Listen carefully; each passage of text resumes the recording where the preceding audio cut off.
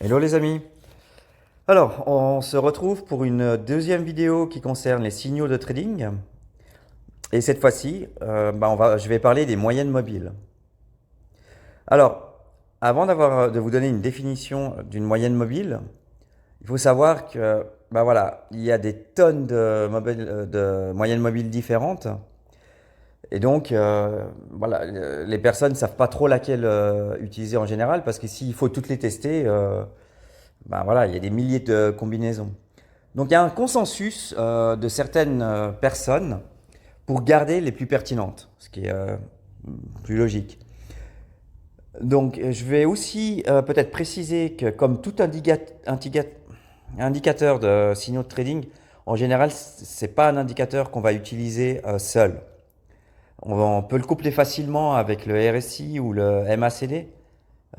Après, je ferai d'autres vidéos pour vous expliquer aussi ces indicateurs-là.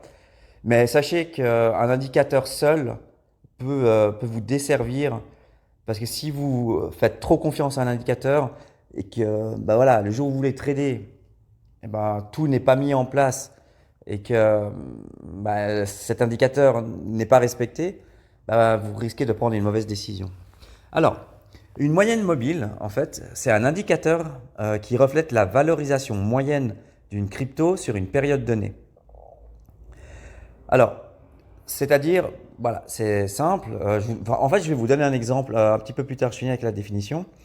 Donc, la moyenne mobile est surtout utilisée comme indicateur de tendance haussière ou baissière. Et on l'utilise aussi pour des changements de tendance à la hausse ou à la baisse. Alors, un exemple très simple. Donc, on va prendre la moyenne mobile de 20 jours. Donc on prend en fait les 20 dernières clôtures du prix de la crypto, on les additionne et on les divise par 20. Tout simplement. Ça fait une moyenne sur les 20 derniers jours. Alors pourquoi on fait ça? Alors on fait ça parce que ça permet de lisser les prix en s'affranchissant des aberrations des cours et des déviations inutiles. Si vous prenez par exemple une crypto qui est assez volatile, et que les 5 derniers jours, elle a pris 5 fois 20%. Donc elle a pris 100% en 5 jours. Est-ce que ça veut dire qu'en moyenne, elle prend 20% par jour? Non. Voilà, elle a pu avoir une tendance haussière sur 5 jours et un pump parce qu'il y a eu une bonne nouvelle, mais ça se reflète sur le prix des 5 derniers jours. Mais avant, elle a peut-être quasiment pas bougé. Donc c'est pour ça qu'on va chercher en fait des clôtures de cours de prix. Par exemple, 20 jours avant, 50 jours avant, 100 jours avant ou 200 jours avant. Ça nous permet d'avoir une moyenne. Et plus on a de jours, théoriquement, plus cette moyenne va être précise et plus on va tendre à quelque chose qu'on peut utiliser et plus ou moins se fier. Donc voilà. Alors, quelle moyenne mobile choisir? Il n'y a pas de réponse universelle. Ça dépend des time frames que vous voulez trader. Ça dépend de la volatilité d'une crypto. Ça dépend aussi de votre horizon temps d'investissement. Donc voilà, c'est un peu après avec le feeling. Le trader, il peut se baser sur les moyennes mobiles que d'autres traders utilisent en général. Il va les utiliser et puis peut-être qu'il testera pas d'autres, peut-être ça lui suffira et peut-être que finalement ce sera peut-être pas forcément plus utile pour lui. C'est quand même très, très personnel un indicateur de trading. Donc les plus utilisés, en général ce sont les moyennes mobiles à 10 jours, à 20 jours, à 30 jours, à 50 jours, à 100 jours et à 200 jours. C'est celle qu'on retrouve le plus souvent.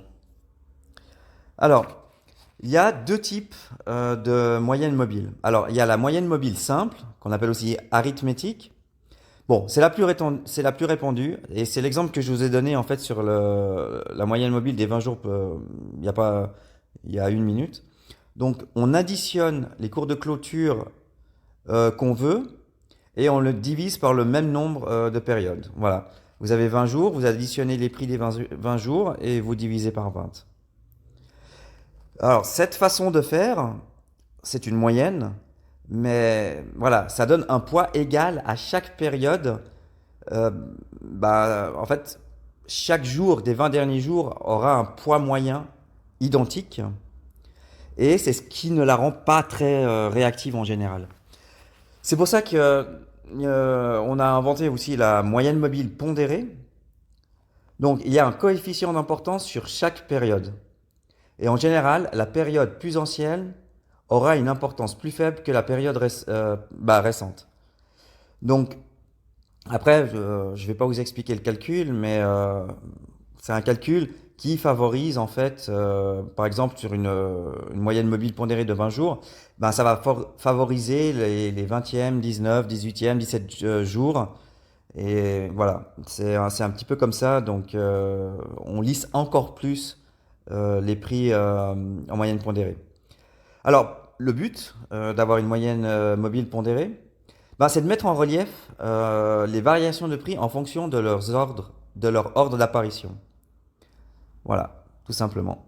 Donc, on peut aussi avoir un calcul comme par exemple, hier, ben, c'était la période de 20 jours, et avant-hier, ben, c'était la période de 19, c'est-à-dire le 20 jours moins un jour.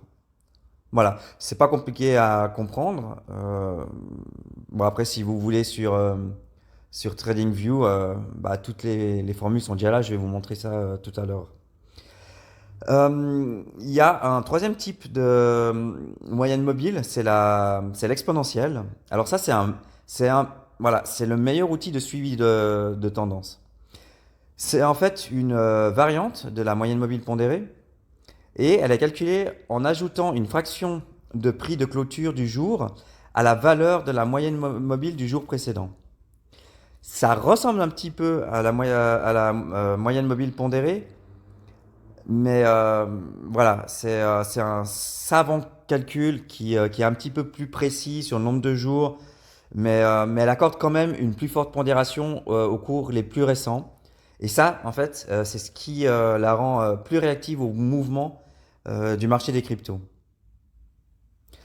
Si on peut résumer, donc la moyenne mobile pondérée est plus précise et la moyenne mobile exponentielle est plus réactive. Voilà, c'est pour ça qu'on peut utiliser finalement les deux, hein. On peut même utiliser les trois en même temps. Après, c'est à vous de voir, de faire votre expérience et de voir ce qui marche le mieux pour vous, hein.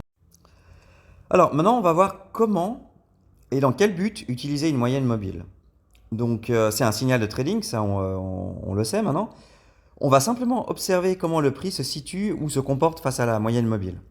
Alors d'abord on l'utilise pour identifier une tendance. Donc si le prix est au-dessus de la moyenne mobile, donc on est dans une tendance haussière.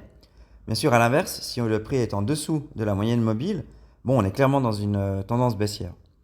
Après si le prix aussi en dessous et au-dessus du prix, on est plutôt dans un range. On va donc aussi utiliser cet indicateur pour un signal d'achat. Donc, on peut en fait clairement le voir sur la photo actuellement à l'écran. Donc, on peut voir la face haussière qui est représentée par la ligne verte, et la petite ligne en fait rouge fine qu'on voit en fait c'est la moyenne mobile des 50 jours. Donc, on peut remarquer que la moyenne mobile des 50 jours est quasiment restée, mais tout le temps, en dessous du prix de tout ce mouvement haussier. Donc, forcément, après, une fois que la moyenne mobile est passée au-dessus du prix, là, ça a clairement été un signal de vente et de changement de tendance pour devenir vraiment baissier. Donc on a vraiment un exemple typique pour vous l'illustrer. Après, que ce soit un signal de vente ou d'achat, donc voilà, c'est un indicateur qui est plus ou moins fort selon la période que vous voudrez en fait analyser. Une moyenne mobile de 50 jours, par exemple, elle aura moins d'impact qu'une moyenne de 200 jours. Plus en fait on a d'historique et plus on sera évidemment précis. Ok. Donc maintenant, on peut aussi utiliser plusieurs moyennes mobiles à la fois. Vous pouvez très bien en avoir une, deux, trois, quatre sur votre TradingView. Après, il faut quand même que vous puissiez voir les autres indicateurs sur votre graphique. Mais en général, c'est vrai qu'on en utilise souvent deux. Et en général, en fait, on va observer une moyenne mobile court terme, par exemple une MM50 jours, à une moyenne mobile long terme. Par exemple, une moyenne mobile de 200 jours. Si la moyenne mobile court terme se trouve au-dessus de celle de long terme, et qu'en général leur espacement voilà, s'accroît, c'est considéré comme un fort signal d'achat. Et évidemment, à l'inverse, comme un grand signal de vente. Ça, on peut le voir en fait sur cette photo à l'écran actuellement. Donc on peut voir la MM des 20 semaines et la MM des 50 semaines. Donc la MM 20 semaines est restée en fait toujours au-dessus de la MM 50 semaines pendant ce grand mouvement haussier.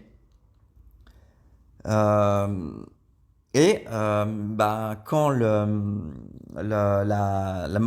MM50 a croisé en fait la MM 20 semaines, on peut voir que historiquement ça aurait été vraiment un signal de vente extraordinaire, mais ça a surtout confirmé un changement de tendance baissière. Donc en fait, on peut simplement résumer une moyenne mobile à court terme qui franchit en fait une moyenne mobile long terme, on est dans un signal d'achat vraiment assez puissant. Et à l'inverse, quand on a une cassure d'une moyenne mobile long terme par une moyenne mobile court terme, et ben là, on indique fortement un signal de vente et un changement de tendance. Alors, les plus utilisés à deux, bon, si vous faites plutôt du court terme, ça va être la MM20 semaine et la MM50 jours, excusez-moi, jours. Pour du moyen terme, on va utiliser plutôt la MM20 jours et la MM200 jours. Et pour du trading vraiment long terme, on va utiliser la MM50 jours et la MM200 jours. Alors, celle-là, elle est plus connue sous le nom de Death Cross. Donc, c'est la MM des 50 jours qui passe au-dessus de la 200. Et par contre, à l'inverse, c'est la Golden Cross voilà, que tout le monde aimerait avoir plus souvent. Donc, c'est la MM50 qui passe au-dessus de la MM200.